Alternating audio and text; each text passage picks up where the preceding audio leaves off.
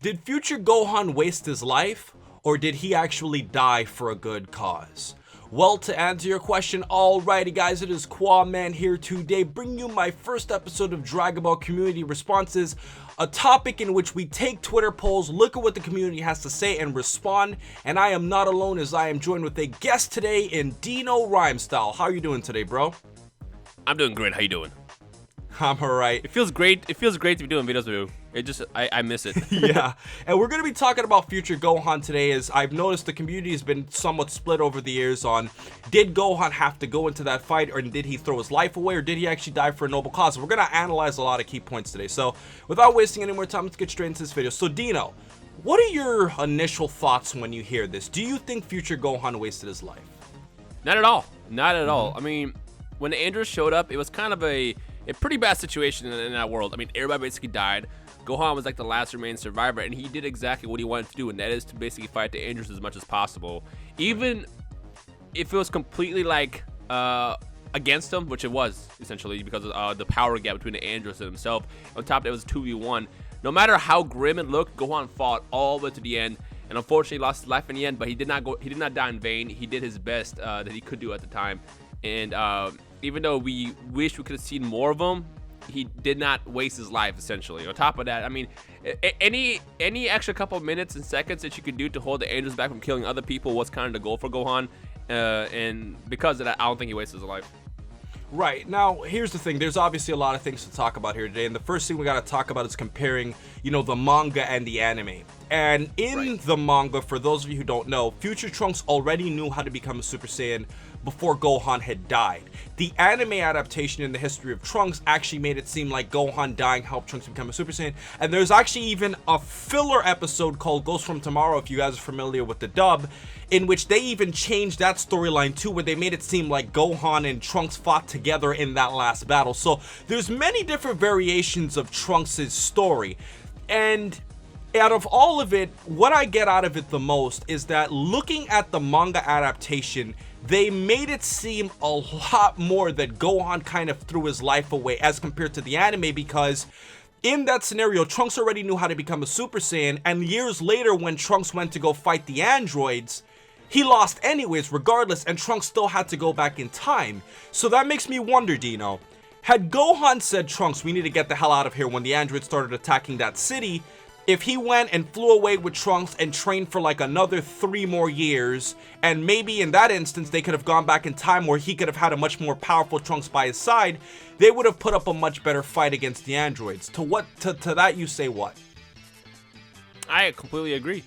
But the only problem is it's funny because Gohan in the main timeline, he's smart. He's more smarter. He can analyze stuff. But because of how he grew up in the future timeline, he I guess wasn't as smart due to the fact that he didn't spend his entire time in the books. On top of that, he didn't really have people like Piccolo and Goku teaching him the ways of fighting. Right. So more on instincts, right? Yeah, basically he fought on instinct. So Future Gohan, because of that, he was less smarter, which isn't like a massive difference. I can't just say he was stupid, but he was less smarter in a situation where it's like, okay, look, you know what, I should probably back away from this and go train and then come back and fight tomorrow, as opposed to just going in here and then throw my life away. If he would have just been smart and just turned his back, left with Trunks and focused, because the thing is he had a training partner at this point. This entire time Gohan was on his own, but now like once Trunks kind of became of age, started training, and even in the manga was a Super Saiyan, they could have easily just trained with each other for a good maybe year or two and then taken on the androids. Like they would be able to destroy them. So now, I guess in that sense, Gohan did kind of waste his life, but knowing how he went out, he didn't waste his life. That makes sense. Yeah, and here's the thing that a lot of people talk about, like that city that the androids were attacking, that happened in the manga and the anime, and even in the Ghosts from Tomorrow episode.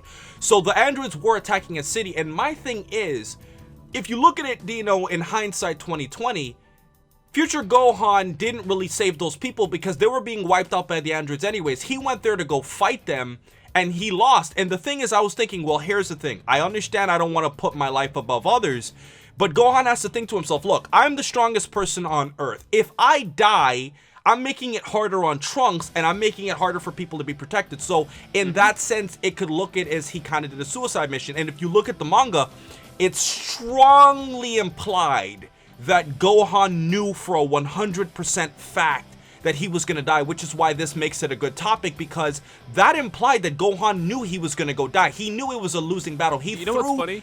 Right. Just to interrupt you real fast, I'm gonna channel my inner Xenoverse, because Xenoverse does tap into a lot of the original source. There's a scene, without spoiling too much, there's a scene where you have a chance to stop Gohan from finding the androids, and he's actually jumping into the fight knowing he's going to die. He's like, I need to do this. If I do this, I know everything's going to work out. And even seeing you here, Trunks, now knows that my mission today to fight the androids succeeds in the future. So it's funny because I'm pretty sure he did know he was going to die, but for some reason, that didn't stop him. Like I guess wanted to give it 100%. I feel like the way he thinks is if he gives it 100% and then dies, at least he tried. I think that's how he sees it, as opposed to being more of a coward, quote unquote, by running away to train, which is actually smarter. But that's how he might have viewed himself if he would have ran away.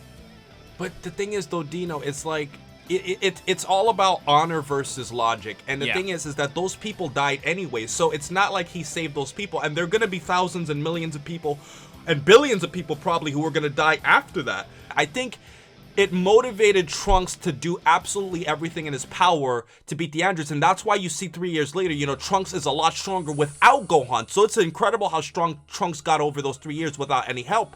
But my thing is, Dino, Future Gohan dying didn't make Trunks strong enough to defeat the androids. Trunks going to the past, training in the Room of Spirit and Time Hyperbolic Time Chamber with Goku, Vegeta, Gohan, and all those, and Piccolo and all those other characters, that's what allowed him to ultimately be strong enough to defeat them. So in that sense, what I'm getting at here is, as I like to think with what ifs, if in theory Gohan and Trunks said, you know what, I'm not going to go to this battle, let's wait for let's wait for Bulma to build the time machine, let's go back to the past, change history, everything would have been good. And even if, Dino, here's the crazy thing, even if Future Gohan and Trunks were weaker than Frieza and King Cole, which we obviously don't believe, but even if they were weaker than them, they would have been alright anyways, because Goku was going to come back using instant transmission and would have defeated Frieza and King Cole anyways, the way history was supposed to originally go down.